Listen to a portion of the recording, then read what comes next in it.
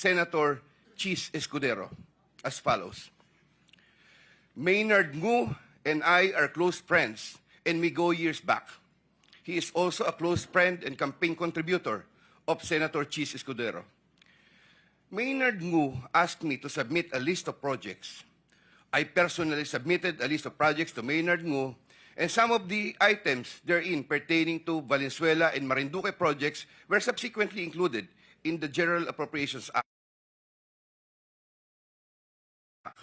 A copy of the list of Valenzuela and Marinduque projects is here to attach to this affidavit as Annex A.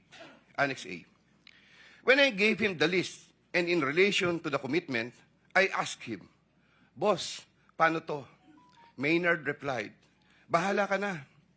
I asked, Boss, okay na ba ang 20%? Maynard said, okay.